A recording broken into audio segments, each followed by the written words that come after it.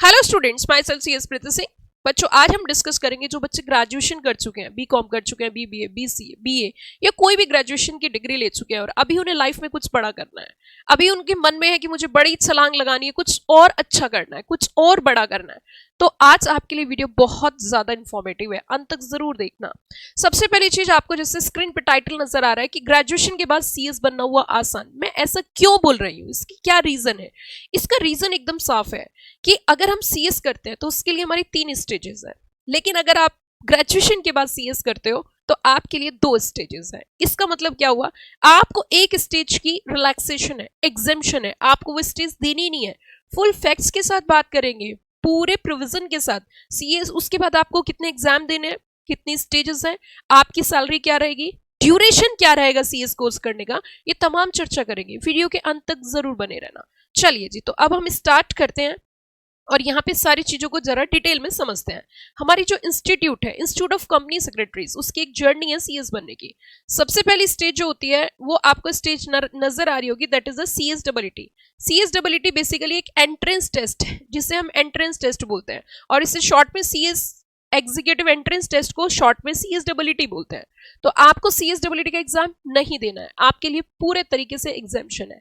आप सीधा जंप करोगे, सीधा आओगे आप सीएस एग्जीक्यूटिव में, और जब आप सीएस एग्जीक्यूटिव में आओगे तो मात्र 7 पेपर देने हैं। 7 पेपर्स आपको क्लियर करने हैं। दो ग्रुप में डिवाइडेड है, 4:3 का रेशो है। टोटल 7 पेपर में से 5 पेपर प्रैक्टिकल है, 5 पेपर आपके लॉ के हैं और 2 पेपर आपके प्रैक्टिकल है। प्रैक्टिकल इन द सेंस जो आपने ग्रेजुएशन पे पढ़ा है, लगभग वही सब चीजें, कॉर्पोरेट अकाउंटिंग और टैक्सेशन वगैरह के प्रोविजंस आपको पढ़ाए जाते हैं। लॉ आपके लिए बहुत नया होगा। वीडियो के डिस्क्रिप्शन बॉक्स में मेरा 14 साल का अनुभव है, 14 years of experience in a teaching profession and specially in के सीएस, तीनों ही स्टेज पे, ईटी, एग्जीक्यूटिव एंड प्रोफेशनल तक की, मैं बच्चों के साथ लॉ की कहीं ना कहीं क्लासेस लेती हूँ। आप इस वीडियो के डिस्क्रिप्शन बॉक्स में जाकर एक बार सीएस एग्जीक्यूटिव के लेक्चर्स जरूर देखना। आपको अगर पसंद आए तो आप स्क्रीन पे दिए गए नंबर्स में सीएस की इंक्वायरी कर सकते हो। अब हम बात करते हैं कि मैम ये बताइए, अगर मैं सीएस करना चाह रहा हूँ तो मेरी ना एलिजिबिलिटी तो मुझे पता चल गई ग्रेजुएशन, लेकिन 50% मार्क्स होना जरूरी है। अगर आपके 50% मार्क्स नहीं है देन आपको वापस सीईटी देना पड़ जाएगा, इसीलिए आपका 50% मार्क्स होना जरूरी है ग्रेजुएशन में। अब हम यहाँ पे कुछ कट ऑफ डेट्स की बात करते हैं कि क्या क्या कट ऑफ डेट्स रहेंगी। अगर मैं रजिस्ट्रेशन कराऊं भी तो उसके लिए मेरी कट ऑफ डेट्स क्या क्या है। तो देखिए, कट ऑफ डेट्स की बात करें तो सबसे पहले जरा समझिए, आप बोथ ग्रुप सेम ईयर में देना चाहते हो, इसके ना एग्जाम साल में 2 बार होते हैं, एक बार जून और एक बार दिसंबर। अगर आप 31 मई तक अपना रजिस्ट्रेशन करा लेते हो आईसीएसआई में तो आप उसी साल दिसंबर में दोनों ग्रुप दे सकते हो, मतलब 7 के 7 पेपर दे सकते हो। अगर 31 जुलाई तक आप रजिस्ट्रेशन कराते हो तो उस केस में उस साल में दिसंबर में आप सिर्फ एक ग्रुप दे पाओगे। और लेट हो गए, 30 नवंबर तक रजिस्ट्रेशन कराया तो बोथ ग्रुप नेक्स्ट ईयर जून में दे पाओगे।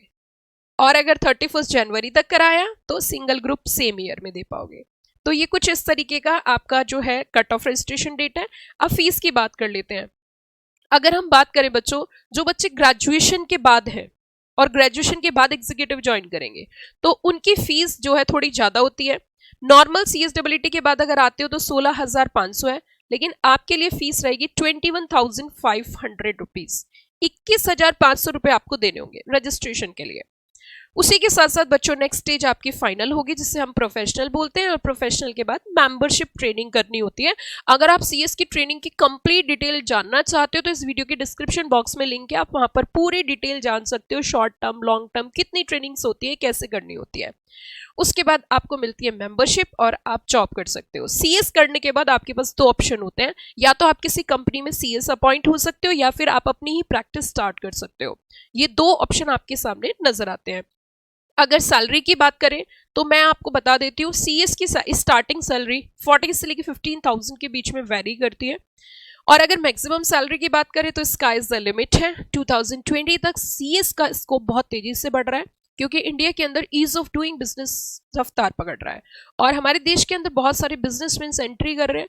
हमारे यहाँ पे फॉरेनर इन्वेस्टर्स बहुत अट्रैक्ट हो रहा है। तो ऐसी स्थिति में कंप्लायंसेस को मैनेज करने के लिए लॉ के प्रोविजंस की नॉलेज होना जरूरी है, और कंपनी को मैनेज करने के लिए कंपनी सेक्रेटरी की आवश्यकता पड़ेगी। तो आने वाला भविष्य सुनहरा है, इसीलिए आप बेहिचक अगर एक बहुत अच्छी लाइफ, सेटल्ड लाइफ चाहते हो, अब आप 2 साल जम के मेहनत कर लीजिए, आपकी लाइफ सेटल हो जाएगी। उसी के साथ ग्रेजुएशन अगर कर चुके हो तो साथ में सीएस के साथ आप एलएलबी भी परस्यू कर सकते हो। वो एक अच्छा कॉम्बिनेशन रहेगा। आपको अगर वीडियो सही में बहुत अच्छी लगी तो लाइक करना ना भूलें। उसी के साथ thank you, have a nice day.